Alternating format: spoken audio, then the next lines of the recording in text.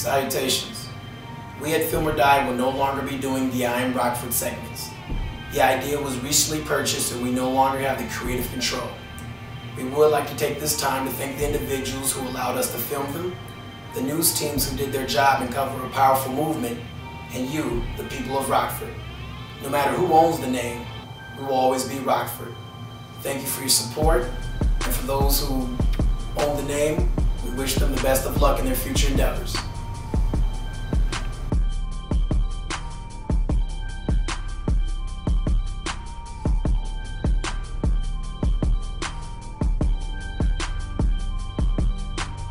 I am State Representative Chuck Jefferson. I am a state representative for the state of Illinois.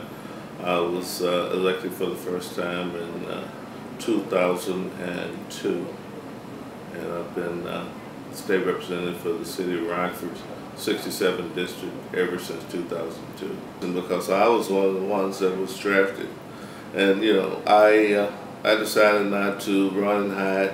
I decided to serve my country. Joined the Army, joined the military, was drafted for 2 years. Wanted to be, as the slogan says, I wanted to be the best I could be as a soldier. So I worked hard at being the best I could be. As a result of that, I was promoted to a sergeant in 14 months, I believe, which is unheard of for a draftee to be promoted that fast, because normally you drafted for 2 years and you're out. But because of the things I was able to accomplish as an individual, you know, trying to be the best I could be, I was promoted because they recognized the fact that I was a dedicated soldier. But as a result of all that, I re-enlisted for an additional 4 years to the military, because I felt like I was accomplishing something, and I felt the need to just be there. The military teaches you responsibility. Well, I think it's simple. You know, we're all governed by the same ethical laws, and some of us, most of us adhere to them. Every once in a while, some of us don't.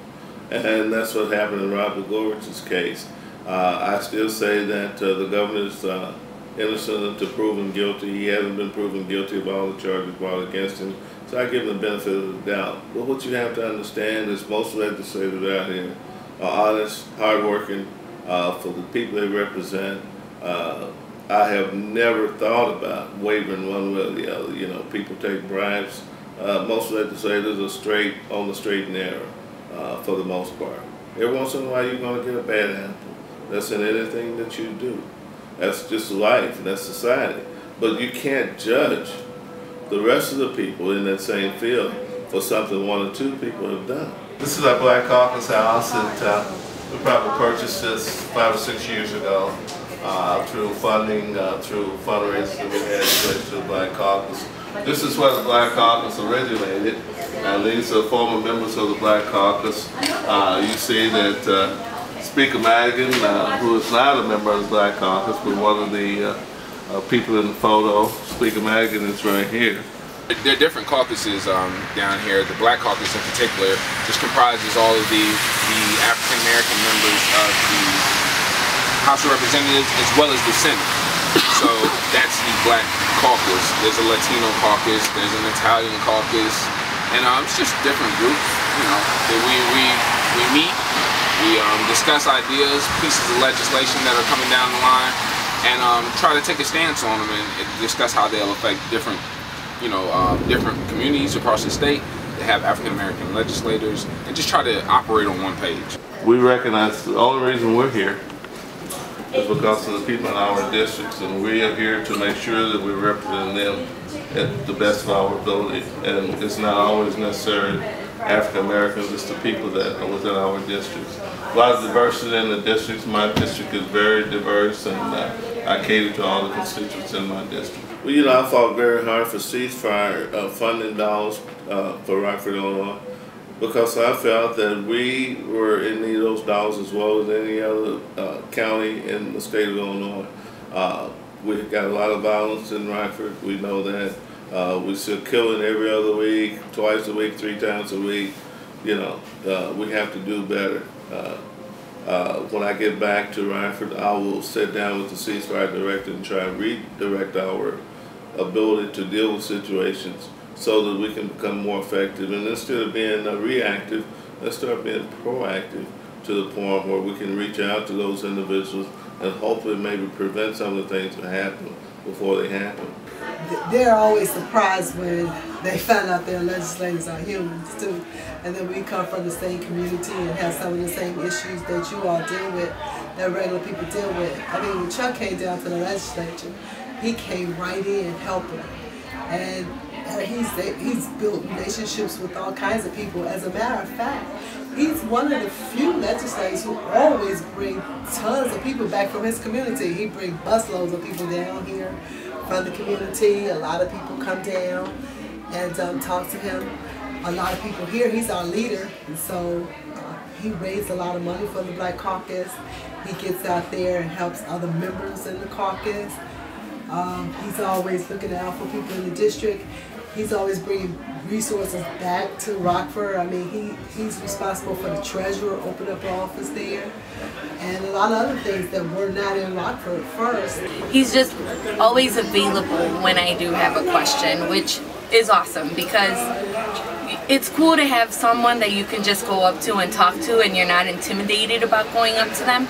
You can just go up, ask your question, and he will make you feel at home. So he's a really good leader out here. That's part of my responsibility, respond to the constituency. Government, understand what their government does, understand who their leaders are in their respective communities. Oftentimes you can ask a young person off the street who your alderman is or who your mayor is, sometimes even who your president is. Maybe not so right now because President Obama was very popular. He did a lot of things to make himself visible. But I mean, other people that represent you in your community, in fact, in case you have to turn to someone, who do you turn to? Most people don't even know. When you ask them who your alderman is, or who your county board member is, or who your mayor is, or where City Hall is, they don't know. They have to get to know how their government works, what their government does for them, how the government can service them. After all, they are your representation, you know. They represent you in prospective districts in certain geographical areas. You have to make sure you understand who they are. You know, your congressional people, your Senate people, on the federal level, all the way down to your local level people. Because one day it might be important to you to know who that person is, because you might need that person to direct you or to help you or to do something. We do a lot of things. I do so many things in my district. People say, well, what do you do? I had no idea some of the things that I was about to take on until I became state representative. I turned people's lights on. I turned people's gas on through talking to the different energy people. I find people homes, find people beds overnight to live in. I find people food to eat. You know, it's an array of things. There's so many people out here today that are in need of services that were never in need of services before.